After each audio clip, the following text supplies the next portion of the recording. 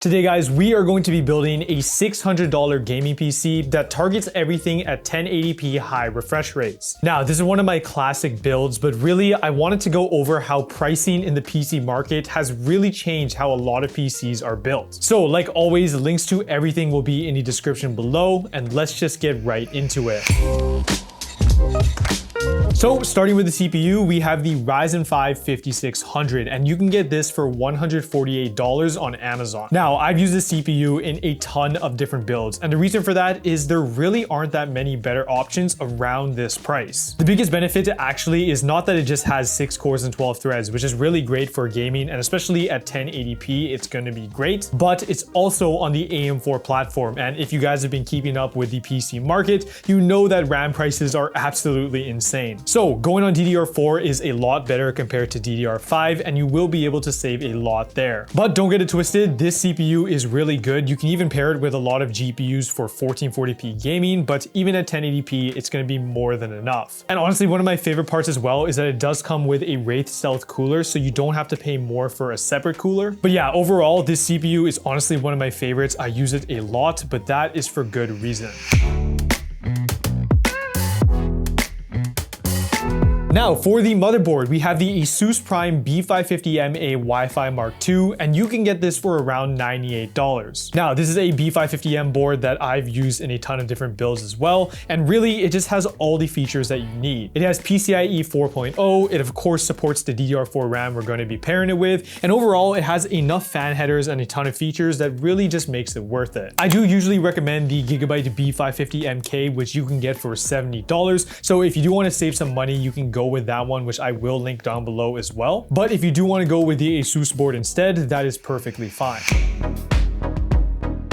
Alright, so let's talk RAM. Now, usually in these videos, what I recommend is going through the used market. Now, these are using sites like Facebook Marketplace, OfferUp, or eBay, and trying to get a deal that is around $60. What you're going to be targeting is 16 gigabytes on DDR4, and you're going to be getting anything between 3000 to 3600 megahertz. This is going to be perfect for the Ryzen CPU we're pairing it with, and taking a look at the used markets, you can usually find a kit for around that $60 price. So the one I have here is the T-Force Vulcan Z 16 gigabyte kit at 3200 megahertz. I've used this in a ton of different builds. But yeah, even if you get a kit that's 3000 megahertz, the difference in performance is not going to be a lot, probably not even noticeable at all. So just try to look at your local market is the best way to get RAM, because if you wanted to get a new kit on, like, let's say Amazon, it's over $100. So hopefully this RAM crisis does go away soon, but it doesn't look like that's going to happen.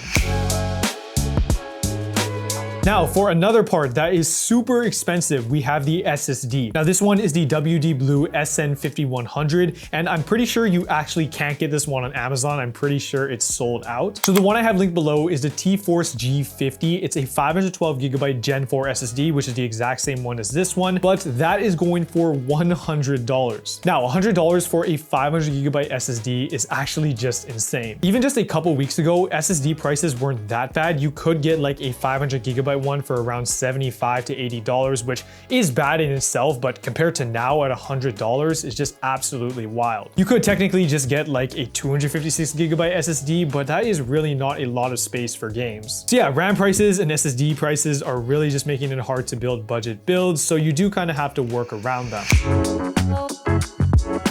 So for the case, I'm using the Dark Flash ATX PC case, but the one I have linked below is the GAMDIAS Aura GC2. Now I actually ordered that case and I do want to use it in some future videos, but I did buy it on Amazon.com and I am in Canada, so shipping is pretty long. But in terms of form factor and the feature set, they are basically pretty much the same. That GAMDIAS one also comes with RGB fans, so the airflow out of the box will be pretty good. And this case is going for around $68, which is actually pretty expensive for what you're getting, but the GAMDIAS one is going for $45, which is a much better deal. So I'll make sure to link both of them down below, but I would recommend getting the GAMDIAS one because for the money, it's a much better choice.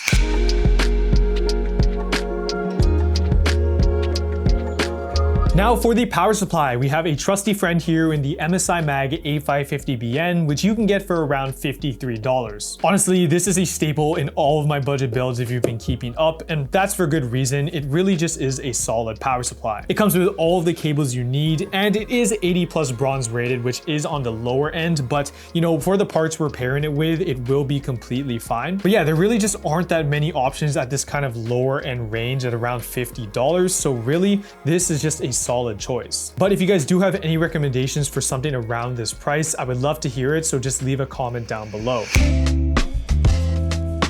And now for one of my favorite graphics cards I love recommending is the RX 5700 XT, which you can get for around $120 used. So this is the Gigabyte variant with a 3-fan design, and honestly, it's one of my favorite cards. One of the reasons for that is that it comes with 8 GB of VRAM, so basically for 1080p gaming, it's going to be perfect. And honestly, compared to other graphics cards you can get in the price range, which would be something like an RTX 2060 Super, I think this is just a way better card. It does run quite hot and it does take a lot of power, but honestly, for raw performance, you're really not going to find anything better. So basically, if you can get any variant of the RX 5700 XT, you won't be disappointed.